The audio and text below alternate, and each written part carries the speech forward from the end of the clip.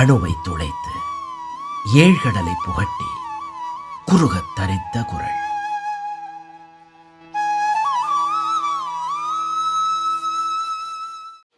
ஜெய ஸ்ரீராம். ஸ்ரீ டிவி நேயர்களுக்கு வணக்கம். இந்த வினை செயல் வகை என்ற அதிகாரத்திலே, அதாவது செயலை செய்யும் வழிமுறை என்ற இந்த அதிகாரத்திலே இந்த குறளை நாம் இப்போது பார்க்கலாம். வினை பகை என்றிரண்டின் எச்சம் நினையுங்கால் தீயெச்சம் போல தெரும் என்று வினை செயல் வகையின் 674வது குறளிலே திருவள்ளுவர் என்ன சொல்லுகின்றார் என்றால், வினை என்றால் செயல், செய்ய வேண்டிய காரியம். பகை, பகை பகை என்பது பகை, எதிர்ப்பு. செய்ய வேண்டிய காரியம், அதுபோல பகை என்று இரண்டின் எச்சம் ஆகிய இரண்டினுடைய பாக்கி இருந்தால், எச்சம் என்று இருந்தால், நினையுங்கால் அதை நினைத்து பார்த்தால், தீ எச்சம் அணைக்கப்படாத நெருப்பு போல தெரும், அது போன்று இருக்கும் என சொல்லுகின்றார். ரெண்டு விஷயத்தையும் சொல்றாருங்க. ஒன்று செய்ய வேண்டிய காரியம், இன்னொன்று பகை. இந்த ரெண்டுமே தீர்மானமாக தீர்க்கப்பட வேண்டியவை. எடுத்த காரியத்தை இறுதி வரை செய்து முடிக்க வேண்டும். பகை என்று வந்தால் பகையையும் முழுமையாக ஒழிக்க வேண்டும்.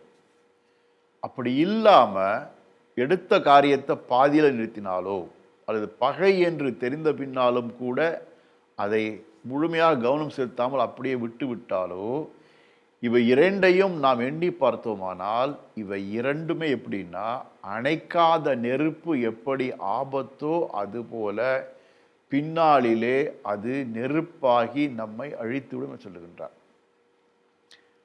ஏற்கனவே வினைத்திற்பம் அதிகாரத்தில் சொன்னார், ஒரு செயலை செய்து முடிக்காதவனை அந்த உலகம் கைவிட்டு சொல்றார். யாருக்கு கை கொடுக்கும் அல்லது பாராட்டும் என்று சொன்னால், எடுத்த காரியத்தை எவன் முழுமையாக செய்து முடிக்கின்றானோ அவனைத்தான் உலகம் பாராட்டும். எடுத்த காரியத்தை, செய்ய வேண்டிய காரியத்தை ஒருவன் சரியாக செய்யவில்லை என்று சொன்னால் உலகம் அவனை கைவிட்டு விடும் என்று சொன்னார் வேறொரு அதிகாரத்திலே. அதே போலத்தான் இங்கே சொல்றாருன்னா, செய்ய வேண்டிய செயலை பாதியிலே நிறுத்திவிட்டால் அது தனக்கே பகையாக முடியும், எதிர்வினையாகும், பழி மட்டுமல்ல ஆபத்தையும் கொடுக்கும் என சொல்லுகின்றார். அப்போது ஒரு செயல் என்று எடுத்தால் முழுமையாக செய்ய வேண்டும். அப்படி செய்யாமல் போவது என்பது அணையாத நெருப்பு போல. நெருப்பு பொறி இருக்குன்னு சொன்னால் பார்த்தா சாம்பல் பூத்திருக்கும், உள்ள நெருப்பு இருக்குன்னு தெரியாது. ஆனால் அப்படி காற்று வீச வீச உள்ளே இருக்கின்ற அந்த தீ பொறியானது பெரிதாகி பக்கத்தில் இருக்கிற பொருள் மீது பட்டு திடீரென்று மிகப்பெரிய தீயாகி ஆபத்தை தரும். அதுதான் பாரதி சொன்னார் இல்லையா, அக்னி குஞ்சொன்று கண்டேன், அதை அங்கோரு காற்றிடை பொந்திடை வைத்தேன், வெந்து தணிந்தது காடுன்றான். அக்னி குஞ்சு சிறிய ஒரு நெருப்பு துகள், அவ்வளவுதான். அதை காட்டுக்கு நடுவில் வைத்தால் அந்த சிறிய தீப்பொறியானது பின்னாளிலே காற்று பட்டு பட்டு பட்டு பெரிதாகி காட்டை அழித்ததுன்னு சொல்லுகின்றான். அப்படி செய்ய வேண்டிய காரியம் அல்லது தீர்க்கப்பட வேண்டிய பகை, இது ரெண்டையும் பாக்கி வைத்தால் அது நமக்கு தீரா துயரத்தை பின்னாளிலே கொடுக்கும் என்பதைத்தான் வள்ளுவர் சொல்லுகின்றார். அதான் பார்க்குறோமே, பல்வேறு அரசாங்க கடமைகள் இருக்குது. நமக்கு வரி செலுத்துவதோ வரி கட்டுவதோ அல்லது வேறு எந்த செயலாக இருந்தால் அந்த உரிய காலத்திலே அதை முறையாக செய்யவில்லை என்றால், அல்லது வேலைக்கு செல்கின்றோம் என்று சொன்னால் உரிய முறையிலே நம்முடைய செய்ய வேண்டிய கட்டாய பணி செய்யவில்லை என்றால் வேலையிலிருந்து நமக்கு விடுப்பு ஏற்பட்டுவிடும். நாம் அதை தொடர்ந்து செய்ய முடியாது, பழிச்சொல் வரும், நமக்கு இடைஞ்சல் சிக்கல் வரும். ஆக ஒரு மனிதனாகப்பட்டவன் தாம் ஆற்ற வேண்டிய கடமைகளை காலம் தாழ்த்தாது உரிய நேரத்தில் முறையாக சரியாக செய்ய வேண்டும் என்பதைத்தான் வள்ளுவர் இங்கே நினைவூட்டுகின்றார். வினை செயல் வகை என்ற அதிகாரத்தில் முக்கிய பணிகளை அவசியம் காலம் தாழ்த்தாது உரிய நேரத்தில் திருத்தமாக செய்தால் நமக்கு தப்பு வராது. அப்படி செய்யாமல் போய்விட்டால் நம்முடைய கடமையில் தவறியதாக மாறுகின்ற பொழுது நமக்கு பழி வந்து அதனால் மிகப்பெரியதொரு அவப்பெயர் ஏற்பட்டு இழிவு ஏற்பட்டு சிக்கல் ஏற்படும். அது தீயை போல நம்மையே சுட்டெரித்து விடும் என சொல்லுகின்றார். பாரத நாட்டு வரலாறிலே குறிப்பாக சுதந்திர போராட்டத்திலே நாம் செய்த ஒரு தவறு என்ன சொன்னால், மத அடிப்படையிலே நாட்டை பிரித்தார்கள். பாகிஸ்தான் என பிரித்தார்கள். எங்களால் இந்துக்களோடு சேர்ந்து வாழ முடியாது என்று இந்தியன் யூனியன் முஸ்லீம் லீக் சொன்னது. மத அடிப்படையில் பிரித்த பொழுது அண்ணல் அம்பேத்கர் கூட சொன்னார், முஸ்லீம்கள் அனைவரையுமே நாம் பாகிஸ்தானுக்கு அனுப்பிவிடுவோம், இந்த பகுதியிலே முஸ்லீம் அல்லாதவர் வாழ்ந்தால் போதும் என சொன்னபொழுது கூட காந்தி அதை ஏற்கவில்லை. இல்லை இல்லை என சொன்னார். அது தவறோ என்று சிந்திக்கின்ற அளவு இன்றைக்கு நாட்டிலே பல்வேறு சம்பவங்கள் நடப்பதை பார்க்கின்ற பொழுது தீரா பகையாக இருக்கின்றது என்று வருத்தப்பட வேண்டியிருக்கின்றது.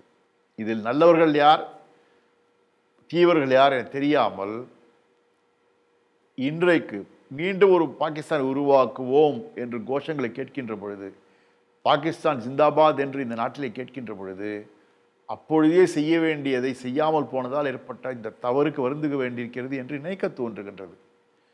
இதற்கு தீர்வு என்ன என்று சொன்னால், தேசியவாதிகள் திரண்டு வந்து இந்த தீய சக்திகளை விரட்டி அடிப்பது தான் தீர்வாக முடியும். அதற்கான முயற்சிகள் நடக்கின்றது என்றாலும் கூட அன்றைக்கு செய்ய தவறிய அந்த ஜனத்தொகை பிரிவிலே ஒரு நல்லதனம் காட்டியது நமக்கே இன்று தீங்காக விளைவதை நம்ம கவனிக்கின்றோம். அதுபோல தான் வாழ்க்கையிலும் கூட நாம் நம்முடைய அனுபவத்திலே பார்த்திருக்கலாம். உரிய பருவத்திலே செய்ய தவறிய காரியத்தால் பின்னாலே வருந்துக்கவும் உண்டு, அல்லது பகைவர்களை கவனிக்காமல் விட்டதால் பின்னாளிலே தனக்கே அந்த பகை எதிரியாக மாறி அழித்த சம்பவங்களும் உண்டு என்பதை கவனிக்கின்றோம். எனவே நம்முடைய வாழ்க்கையிலே நாம் செய்ய வேண்டிய பணிகளை, கட்டாயம் செய்ய வேண்டிய பணிகளை உரிய நேரத்தில் செய்து நம் வாழ்க்கையை சிறப்போடு நடத்துவோம். தெய்வப்புலவர் திருவடி போற்றி. ஜெய்ஹிந்த்.